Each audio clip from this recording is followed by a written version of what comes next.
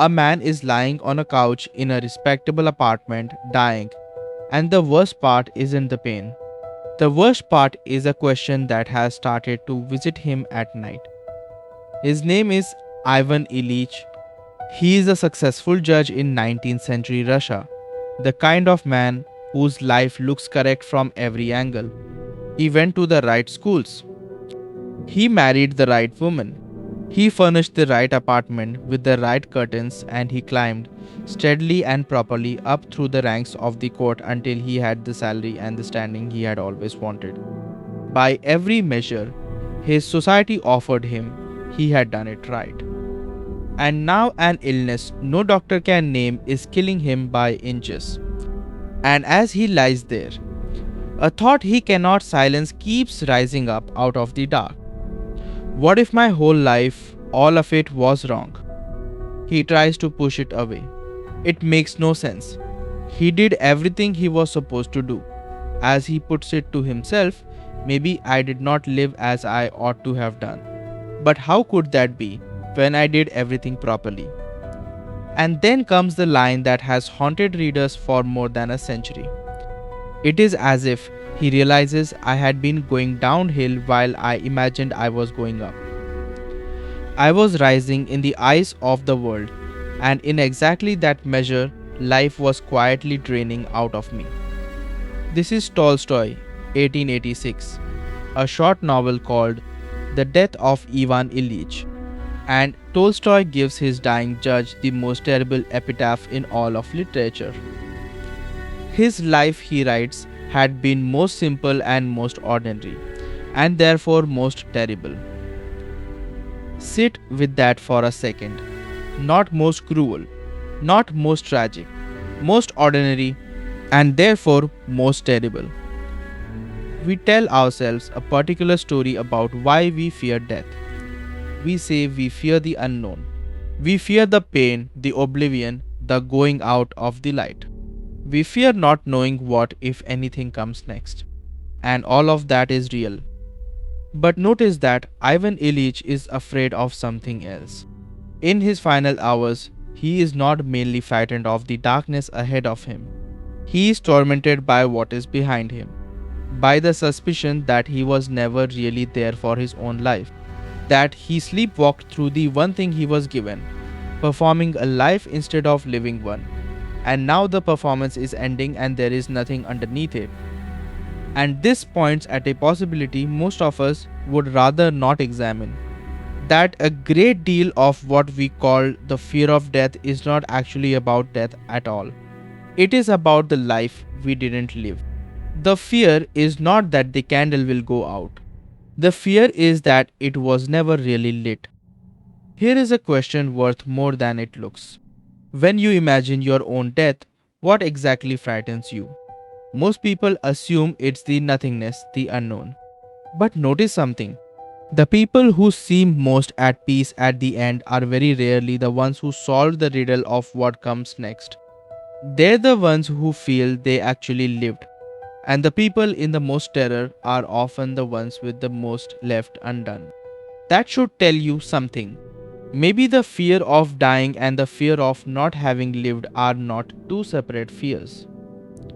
Maybe they are one fear, wearing two different masks.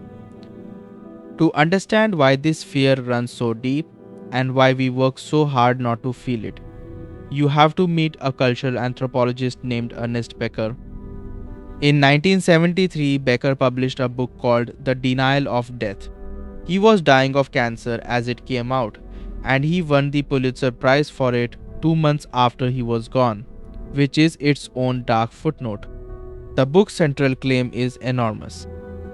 Becker argued that the fear of death is not one fear among many. It is the hidden engine underneath almost everything human beings do. His reasoning goes like this. We are the only animal that knows it will die. A deer does not lie awake, contemplating its own non-existence. We do. We are split creatures. Becker said, with a godlike imagination that can picture eternity and the stars housed inside a body that bleeds and ages and stops. And the knowledge that the body will win that all of it ends in a few feet of ground, is so intolerable that we cannot live with it consciously. So we bury it. We build on top of the terror an entire structure of distraction and meaning designed to keep us from ever looking straight at the fact of our own ending. Becker called the centerpiece of that structure the Immortality Project. Each of us, he said, attaches ourselves to something we believe will outlast us: a nation, a religion, a company, a family name, a body of work, a fortune. We pour ourselves into it because if we can become part of something that does not die, then some piece of us does not die either. It is, he argued, how we try to earn a kind of symbolic eternity, a way of being a hero in a story larger than our own short life. And this isn't just one man's dark philosophy. A generation of psychologists took Becker's idea and turned it into a testable theory called terror management theory and found real support for his core claim that the awareness of death, even when we are not consciously thinking about it, quietly shapes an astonishing range of what we do, what we believe, and who we cling to. There's a thought from Ernest Becker that once you see it, you can't unsee. He said, almost everything we do is at bottom an attempt not to die. The promotion, the bigger house, the follower count, the legacy, the need to leave a mark underneath the respectable surface of ambition, he argued, is a frightened animal trying to outrun its own ending by bolting itself to something that won't end. Which raises an uncomfortable question about your own life. How much of what you chase is really yours? And how much of it is just a sophisticated way of not thinking about the one fact you can never bargain with? Becker tells us why we deny death. But it took a psychiatrist sitting for years with dying patients to notice the strange thing that happens when the denial finally fails. Irvin Yalom spent decades as an existential therapist, much of it with people who had terminal diagnoses.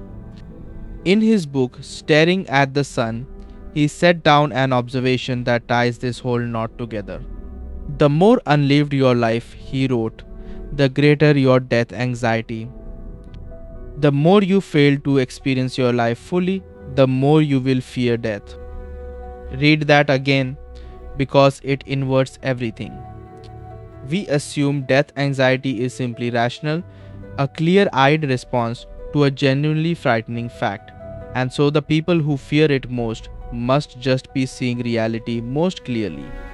Yalom found close to the opposite. In his consulting room, the people gripped by the rawest terror were very often the ones with the most unlived life behind them. The dreams never attempted, the words never said, the self never risked. Their fear wasn't really a measurement of how close death was. It was a measurement of how much life they had left on the table. And there's a brutal logic to it. If you have truly lived fully riskily as yourself, then death is a sad ending to a real thing. But if you have not, if you spent your years in the waiting room, postponing your own existence until conditions were finally right, then death is not just an ending. It is a foreclosure. It is the bank arriving to collect on a life you never got around to spending. Of course, that is more frightening. You are not just losing your life, you are losing it without ever having used it. A psychiatrist named Irvin Yalom spent his career sitting with the dying, and he noticed a pattern that should change how you spend today. The people most terrified at the end were usually not the ones who had suffered the most.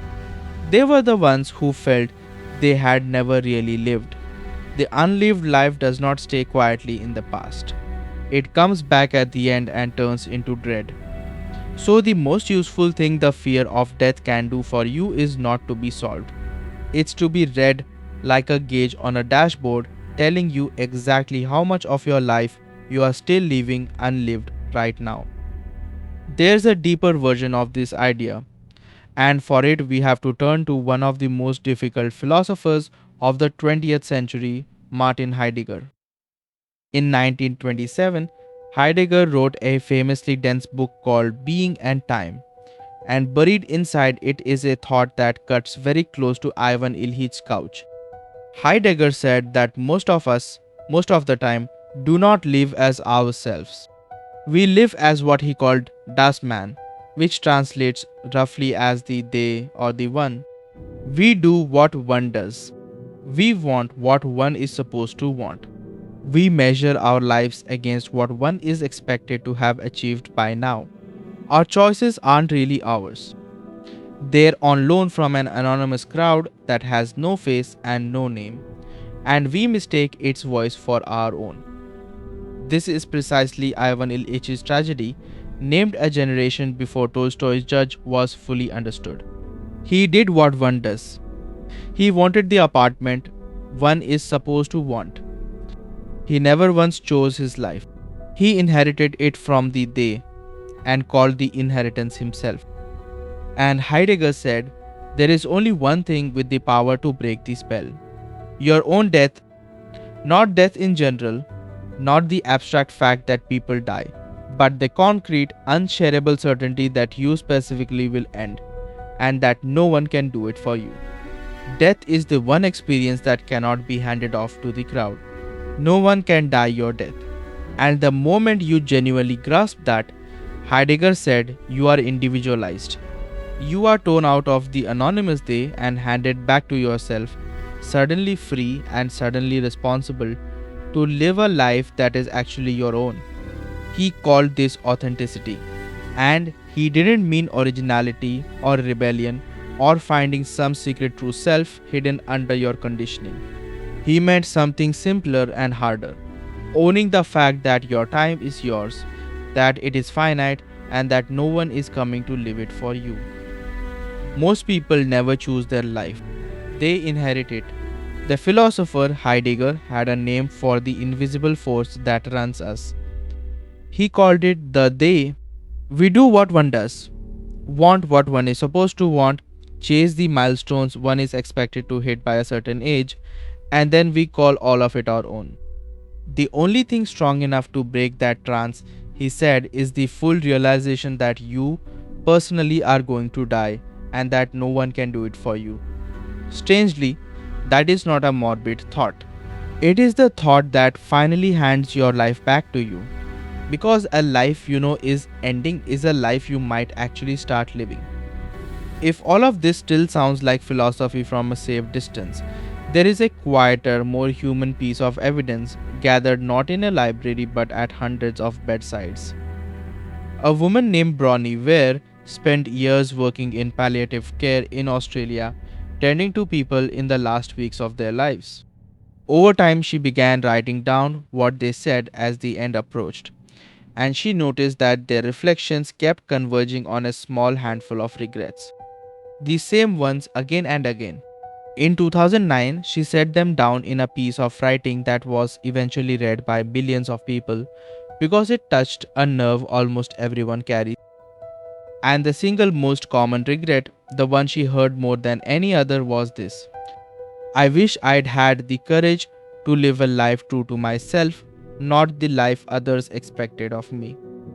There it is again. Not I wish I had been richer. Not I wish I had worked harder, which she said was a regret almost no one ever voiced.